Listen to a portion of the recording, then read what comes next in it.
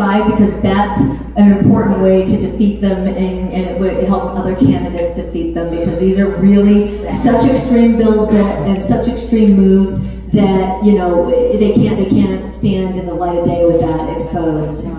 You had a question? Yes. I have 2 questions about contacting legislators. Should I ask them both at once? Sure.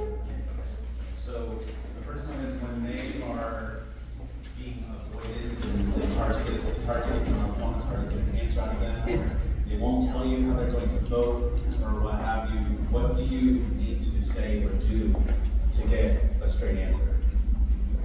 Well, you know, it's different. There's capital and district, so you can build a relationship with them in one, the other, or both. And it's really, you might not get one right away, but after months or days or years, you'll get into a position where you might, depending on who they are. I mean, if they're one of the extremists, I mean, Joan Sawyer told me on 866, like, well, he didn't tell me his position. He said he was going to vote for it like a big dog, which is like, yeah, Democrats, big kids. So it's really, you can't know. But the more that you have a relationship, like what we do, and we'll, like, and at the district level, what we do and what people do is you show up at their events. You show up at it's a really big one. You can tag them on social media. You can say, you know, ask them questions.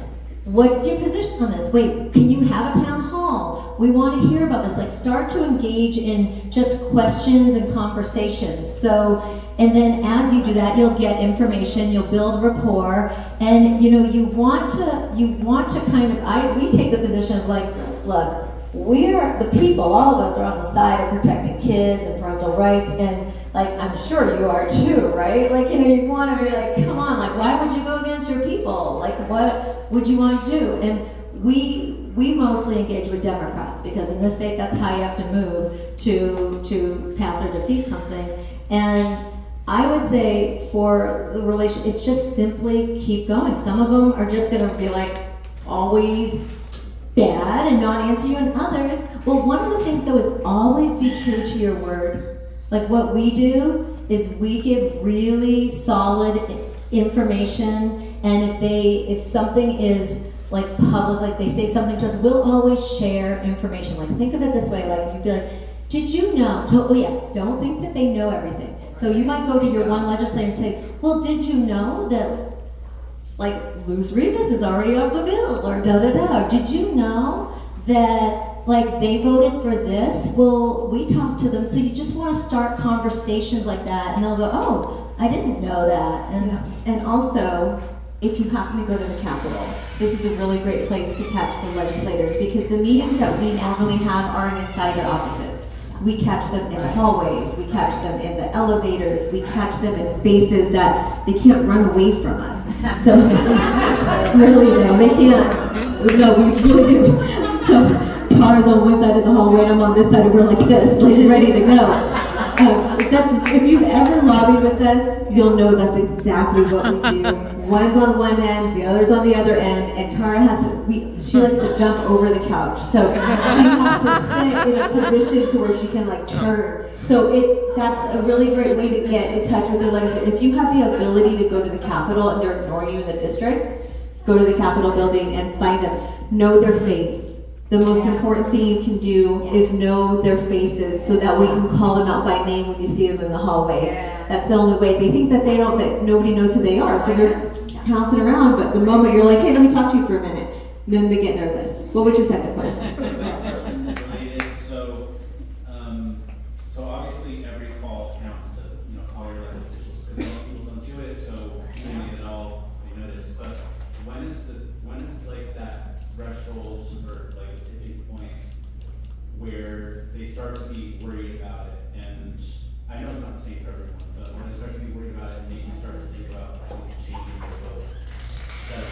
It is. I mean, when people call their legislators, they're always concerned of, what do I say, right? You're nervous, like, how do I oppose a bill? What do I say? You don't even need to worry about that. Just call and say, I'm so-and-so, I'm your constituent, and I oppose this AB 665 and watch the look into it. That's all you gotta do. You don't have to discuss science, you don't have to discuss your position, you don't have to ask them anything, because we just want the phones to ring. They need to hear the phones to ring, because there's so many bills that they have absolutely no idea what's going on. They don't know whether to scratch their watch or wind their butt sometimes. So these calls are alerts, and the legislators like, why are they calling? Like, what bill is that? We've had legislators say the phone's ringing off the hook. I needed to ask what that was. And so when SB 14 was blocked, we went to the legislators' offices and we did a call out, and those phones were ringing off the hook.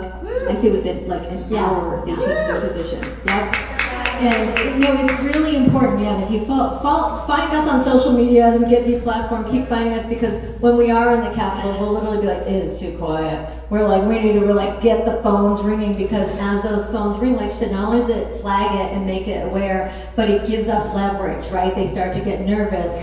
And you know, people don't engage, so a small number can be a lot, but the more the better. Like Denise said, don't forget this. If you're writing anything down, know their face.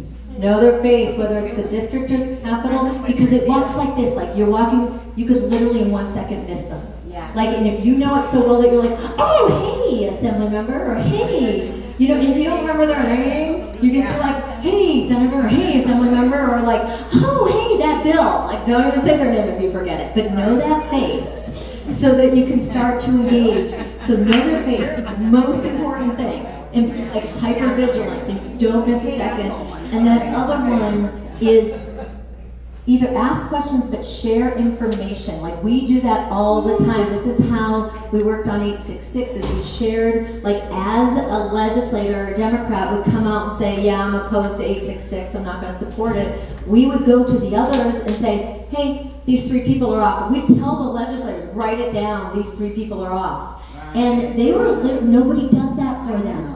Nobody paints the picture of the actual terrain for them. That is what Freedom Angels does, is like our main strategy. We get in there with our relationships and we paint the actual terrain for them, from the ground to what's going on with their legislator, each other. And that's really, really important, because not only do they not know about the bills, but they really don't know. And I'll go back quickly to when you were talking about staffers. Think of it this way. The elected senators, assembly members sit up here on a horizontal.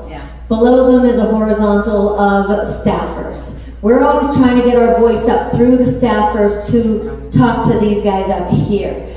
And the Democratic leadership puts progressives into every Democratic legislator's offices, at least one, and even the moderates. So not only what you have here is when you're trying to talk, the staffers they'll filter your message. They can't hide the numbers of calls that are coming. So that you still have achieved your flagging a bill, you've achieved the pressure, but they get to kind of say the tone, right? And then what they do though is, this is the trick here, guys. They talk to each other, the staffers, and they tell each other, oh, my guy's good. We're just like, you know, you just don't worry about it. We're going to be on with you. We're going to back you. And they create a false terrain. And so what we've been trying to do since 2015 is break through that and build the relationships up here. Because I can be honest with you, when I got there in 2015, I thought it was going to be like a corporate climate or even high school where like everyone talked and everyone kind of knew the vibe. No, they actually don't know what each other's doing. So this level of staffers talking to each other is really effective. And then everyone thinks, well, this bill's just going through. Everyone supports it. Right. No, not if we have relationships. Because then we talk directly, either district or the Capitol up here, and what we did with SB 866, was the game changer piece. And we never had access to them before like this, and we spent the time to build these relationships, and we would go to each one and be like, these 3 people are off, they've told us it publicly, and write it down. And then we'd make a flyer and say, go thank these Democrats so that you can help hold them there. And then a couple more would come and be like, so we'd walk up, so, you know, at the beginning you're like, Senator, blah, blah, blah. Then by a couple months in, you're like, hey, did you hear? Like, it's not even like, hey, Senator, like, we'd be like, hey, did you hear? Medina and blah, blah, blah, and blah, blah, blah are off the bill. Right. And so then this is how you're in this like flow of constant conversation with them. And we are giving a really clear understanding of the actual terrain from the ground up and amongst their colleagues. Because that's what they're trying to decide. Like, how I want to get my bill passed, but like, what am I going to do? So if you break in there, and then you have to have your word be like solid. Like you want to be like, if I say those 10 people are off the bill, you can take that to the bank. Yeah. Like we want to be like, if Freedom Angel says something, it is solid. And then when they say something like, and this is where the District to Capital Networks, I love how we worked with Alyssa last year, was so magic, because we could be at the Capitol, Alyssa would be on with Alyssa, and then we'd literally be like, oh Liz, yeah, Alyssa just did this like 10 minutes ago, and she'd be like, oh my God, they're like organizing, and they're like, and she felt the pressure of Alyssa and her team, and then she saw that the Capitol, and all these things played. So remember, you build those relationships. You get to a point where you just share the info. Be like, well, these people are all off. They don't support it. Your colleagues aren't backing that. And so we set the actual terrain versus the lie that these bills are just going to go through and everyone's supporting it. So for an example on the numbers, and not with the legislature, but at the county board, when health services pulled that enforcement ordinance, there was so much pressure that it never even went up for a vote with the county. Health services pulled the ordinance. It was 2,000 emails, 100 phone calls, 50 people at the meeting. That was all it took for a county of 1.5 million. So it was 1%, basically 1% of the county speaking up, and that they're not used to people calling and talking to them. They kind of sweat if people show up, right? And then they say they're being attacked, right? All these angry people, you know. So it doesn't take much. So don't think that if there's just a few of you showing that it's not important. So, and that's at all levels, whether the school board, the county, the legislature. It doesn't take much. Melissa, you have a question? No, I just actually had a comment that I wanted to tell you. If you guys are writing anything down, if you could write this down. So this is how we effectively got Luz Rivas' vote. My colleague David Bola, you know David? Yeah, so David's up at the Capitol. He knows how to do it. So what has effectively worked, I want you guys to write down Chief of Staff, Legislative Director, and District Director.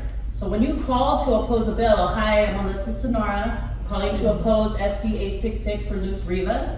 I need the emails for my Chief of Staff, my Legislative Director, and my District Director, because they're the ones that you have to penetrate at that level that Tara was saying, because they're the ones that are at the office. Luz is not sitting around waiting for me to call. She's busy, she doesn't even know what's happening. No offense. They don't know what's happening with the bill until it's time to vote. But I was already on the phone with Matthew. We already had an hour Zoom with Nicole Pearson's. Like, we're networking because that's how you get them. So when Luz is ready to push her red or green button, they're like, hey, don't forget that's the bill that they've been calling in. And she's like, oh shit. So she's not gonna either vote or she's gonna oppose, you know what I mean? So those 3 emails need to be on all your emails. Every single time, CC all 3 of those people. I'm waiting, I'm a constituent, I need a meeting now. I need a meeting now. 15 minutes. Yeah, it is your Chief of Staff, your Legislative Director, and your District Director. So if you say I want to write my assembly member, your email is going to get lost. But if you add those 3 other emails to it, all of a sudden they're like, hi, I'm Melissa, I called in, I wrote Matthew, I wrote, what's her name, Judy? I wrote, you know, like I'm writing everybody and they're like, oh, well, we got to get a meeting in with these people. You know? You can come in, yeah. So you've heard that, Chief of Staff, yeah. Legislative Director, and District Director. They're all public record. Yeah. And if you want, you can call the office too. Yeah. Just when in doubt, pick up the phone, call, and ask questions. And it's as simple as that. Don't think you have to know anymore. And so, did everyone get what Alyssa said? Because it's really important. Everyone got it? What's the hierarchy? The Chief of Staff, yeah, is the one that's the main one. The Ledge Director does the capital stuff, and then the District Director runs the district office. So yeah, they all, like you said, work together to inform the legislator. And just to add on that really quick, it's really important to develop relationships with just even them, the staff. So for example, Arturo, who works for Luz Rivas, he's gonna probably move on to another assembly member and move up the ladder. And now he's not district director, now he's chief of staff for someone else. But hey, I already worked with Arturo 2 years ago when he got married to his wife. We have a relationship. What's up, Arturo? We have a bad bill. What can you do for me? So this is how you don't talk to him. Be chill, you know? Like these people are the same as janitors, anybody. The more you're comfortable, the better. Yeah, going in as a staffer is just another way to get in as a legislator. So if you're looking to get into politics, I think that staffers are a really great place to start so you can get to know the lay of the land.